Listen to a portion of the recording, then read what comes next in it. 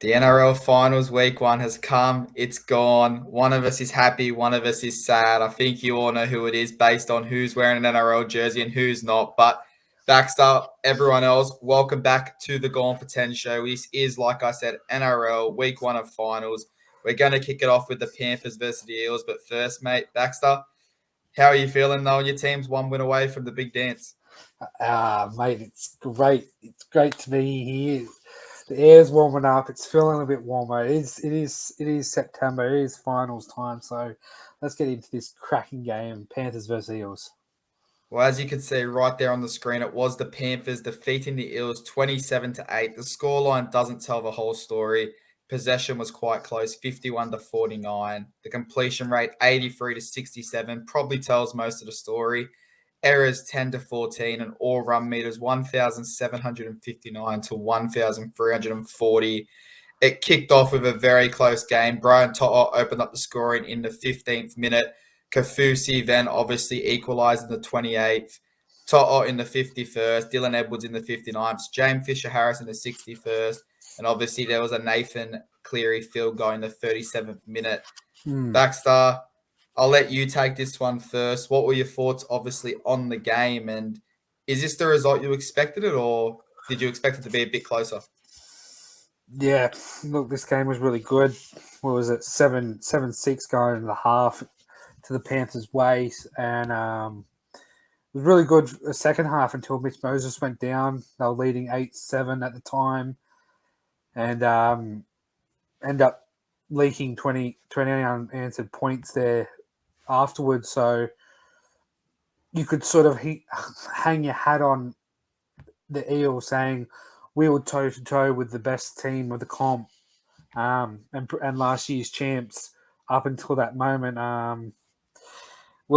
He's been named to play Moses for this week, so hopefully he's all right. But it was just Panthers doing what Penrith do. You know, they could only play what was in front of them. You know, Dylan Edwards, my man of the match. It was great to see. And, one win away for Penrith from the grand final. Yeah, 100%. Obviously, like you said, it was a very close game. I think in the early 10-15 minutes, Moses kind of took control. I think his kicking game was better than Nathan Cleary's, but then obviously we saw Nathan Cleary turn it on, not just with the point scoring. Obviously, he did kick 5 from 5, but more so that field goal. Now, a lot of people say you should leave field goals to the last minute, get it late, but when it's on the board, why not take it when there's no pressure? At 6-all, it's a perfect time to take it. He got that point, and at the time, this game looked like something that could finish 10-9, 12-11, whatever it was going to be. But talking about Mitchell Moses, he has been named to play. We'll talk about that obviously later. Let's talk about the other halfback, Nathan Cleary, 5 from 5 from the boot after coming back after a 5-week suspension. The field goal to put him ahead at halftime. We spoke about maybe he might be rusty. He didn't show any signs of that. Nah, when there's a difference between being suspended and being injured. When you're suspended, you can get on the training paddock and just flog yourself like a dead horse.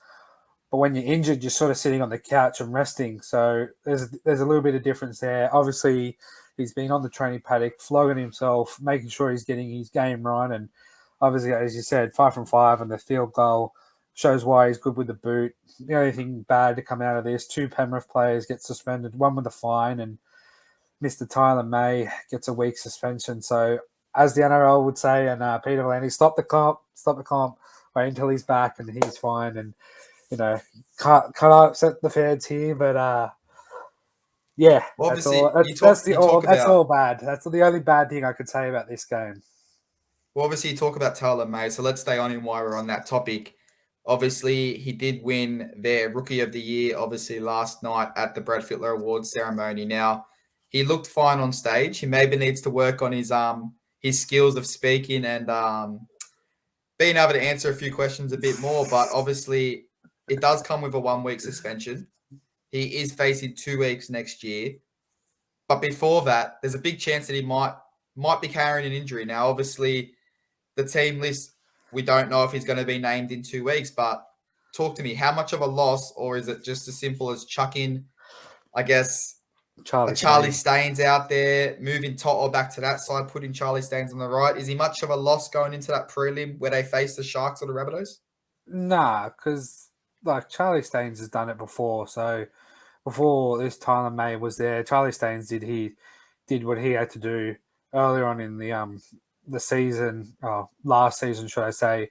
So maybe you see that Charlie Staines and Tyler May has to serve all 3 weeks suspension next year if he's ruled out from here till the end of the year. So good to see he picked up Rookie of the Year. I thought he was a good rookie for Penrith, and we'll just have to wait and see. Well, obviously, this game, the first game of the finals, it did blow up your bracket straight away. You did have Parramatta winning this game.